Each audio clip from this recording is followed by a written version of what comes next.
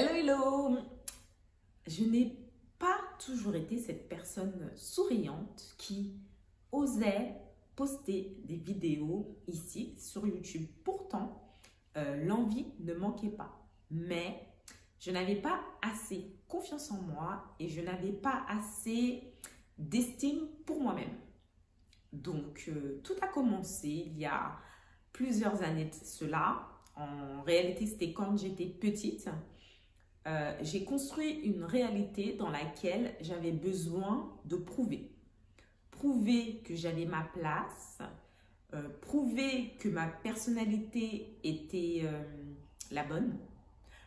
Quoique, en pensant non, j'ai changé ma personnalité pour calquer à celle qu'on attendait de moi. À mon jeune âge, je n'avais pas compris que les adultes avaient leurs propres problèmes d'adultes et qu'il fallait que je prenne ça en compte. Un enfant si jeune ne peut pas penser à tout ça, mais en tout cas, la réalité que mon cerveau m'a construit était celle de il fallait m'adapter, il fallait que je sois la personne que mes parents pourraient aimer.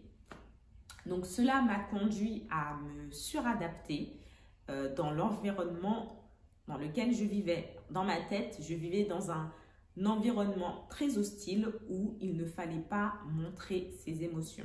Il fallait rester fort, coûte que coûte, et s'adapter à tout ce que la vie me jetait. C'est ce que je veux dire, me jetait. Mais bien plus tard, j'ai compris que mon manque de confiance en moi, mon manque d'estime de moi n'était pas une réalité concrète. C'est vraiment ce que mon cerveau m'a fait croire pendant toutes ces années, m'a fait croire que je n'étais pas assez. Pourquoi? Puisque durant mon enfance, j'ai vécu une vie que beaucoup d'enfants ont sans doute vécue.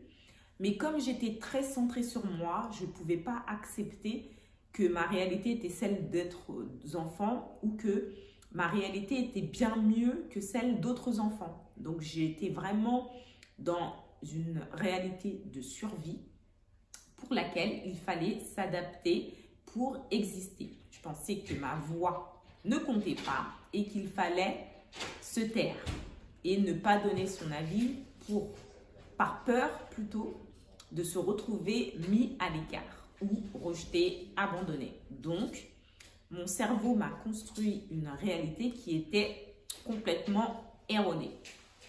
Quand j'ai grandi, j'ai eu un déclic qui a été un choc qui est survenu dans ma vie et qui m'a permis de remettre en question tout ce que j'avais compris jusque-là, tout ce que mon cerveau m'a fait enregistrer. C'est alors que mon aventure a commencé. Je suis allée à l'intérieur de moi pour savoir qui j'étais réellement, puisqu'il faut savoir que quand tu es petite, tu te construis une certaine personnalité et que tu t'adaptes, mais que en réalité, ta vraie personnalité n'est pas celle que tu montres aux autres. S'en est suivi d'une énorme introspection pendant des années pour savoir qui j'étais réellement. Et plus je creusais, plus j'épluchais et plus je me rendais compte de certaines croyances qui étaient ancrées depuis des années. C'est alors que j'ai commencé à étudier le cerveau et m'en rendre compte que le cerveau avait tendance à se baser sur les expériences de la jeunesse pour te créer ta réalité.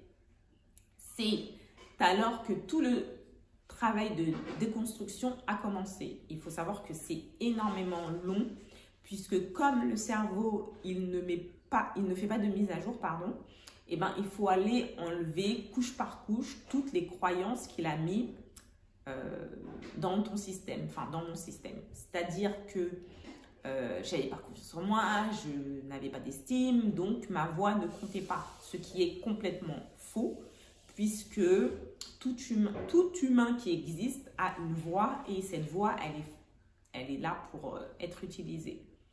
Donc, comment ça s'est passé? J'ai fait énormément d'introspection via le journaling.